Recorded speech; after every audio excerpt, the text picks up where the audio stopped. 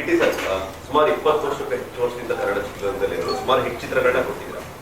ನಿಮ್ಮ ಚಿತ್ರಕ್ಕೇನೆ ಈ ತರ ಥಿಯೇಟರ್ ಸಮಸ್ಯೆ ಬರ್ತಿದೆ ಅಂದ್ರೆ ಹೊಸಬರ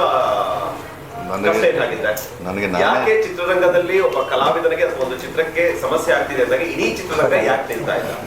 ಇದೇ ಜನ ಸಾಮಾನ್ಯ ಜನ ಯಾವ್ದೋ ಒಂದು ಹೋರಾಟ ಆಗಬೇಕು ಅಂದ್ರೆ ಚಿತ್ರರಂಗದವ್ರು ಯಾಕಿಲ್ಲ ಅಂತ ಕೇಳ್ತಾರೆ. ಆದ್ರೆ ಚಿತ್ರರಂಗಕ್ಕೆ ಸಮಸ್ಯೆ ಆಗಿದೆ ಅಂತ ಅವ್ರು ಯಾರು ಯಾಕೆ ಪ್ರಶ್ನೆ ಮಾಡ್ತಾರೆ?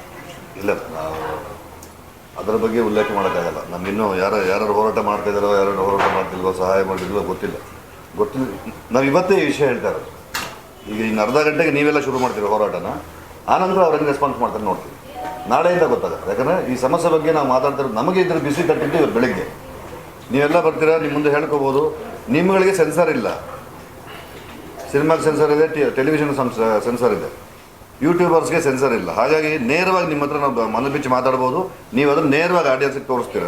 ಅದನ್ನು ನೋಡಿ ಸ್ಪಂದಿಸಿ ಎಲ್ಲ ಬಂದು ನಮ್ಮ ಜೊತೆ ಕೈ ಜೋಡಿಸಿದ್ರೆ ಹೋರಾಟ ಮಾಡೋದು ದೊಡ್ಡ ವಿಷಯ ಅಲ್ಲ.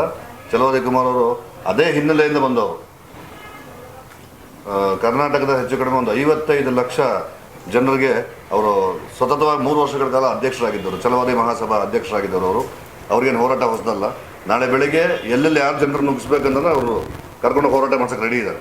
ಹಾಗಾಗಿ ಈಗ ನಾವು ಸಿನಿಮಾ ಬಗ್ಗೆ ಫಸ್ಟ್ ಮಾತಾಡೋಣ. ಹೋರಾಟದವರು ಇವರು ಗೆಳೆಯ ಮಾತಾಡ್ತಾರೆ.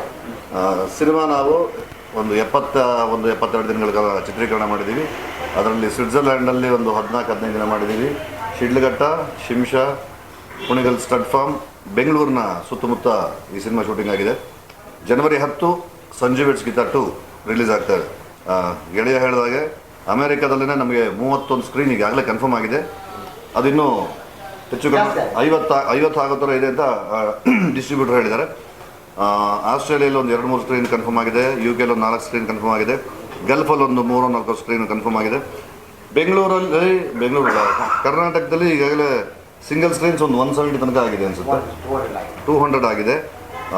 ಮಲ್ಟಿಪ್ಲೆಕ್ಸ್ದೆಲ್ಲ ಶೋಸು ಅದು ಇನ್ನೂ ಎಷ್ಟು ಶೋ ಅಂತ ಗೊತ್ತಿಲ್ಲ. ಎಲ್ಲ ಮಲ್ಟಿಪ್ಲೆಕ್ಸಲ್ಲೂ ಇರ್ತೀವಿ ನಾವು, ನಂಬರ್ ಆಫ್ ಶೋಸ್ ಗೊತ್ತಿಲ್ಲ.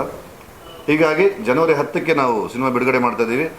ಇದರ ಬಗ್ಗೆ ಸಿಂಗಲ್ ಸ್ಕ್ರೀನ್ಗಳ ಬಗ್ಗೆ ಯಾವ ರೀತಿ ಹೋರಾಟ ಮಾಡ್ತೀವಿ ಅಂತ ನಾಳೆ ಬೆಳಿಗ್ಗೆ ಮತ್ತೊಮ್ಮೆ ಇದಕ್ಕೆ ರೆಸ್ಪಾಂಡ್ ಮಾಡೋ ನಮ್ಮ ಎಲ್ಲ ಕನ್ನಡ ಸಂಘಟನೆಗಳವರು, ನಮ್ಮ ಒಕ್ಕಲಿಗ ಸಮಾಜದ ಎಲ್ಲ ಸಂಘಟಕರು, ಚಲವಾದಿ ಮಹಾಸಭಾದ ಎಲ್ಲ ಸಂಘಟಕರು ಎಲ್ಲರೂ ಬಂದು ಸೇರಿದ್ರೆ ಯಾವುದೂ ದೊಡ್ಡದಲ್ಲ. ನಾವು ಸುಮ್ಮನೆ ಇರ್ತೀವಿ ಅಂತ ಮೈ ಮೇಲೆ ಎರ್ಕೊಂಡ್ರೆ ಕೆರಳಿದ್ರೆ ಬೇರೆ ಥರ ಆಗುತ್ತೆ. ಕೆರಳಿಸ್ಬೇಡಿ ನಮ್ಮನ್ನು ದಯಮಾಡಿ. ಅದೇನಾಗಬೇಕು, ಯಾವ್ಯಾವ ಸಿನಿಮಾ ಕನ್ನಡಕ್ಕೆ ಏನು ಮರ್ಯಾದೆ ಕೊಡಬೇಕು ಅದನ್ನು ಕೊಡಿ.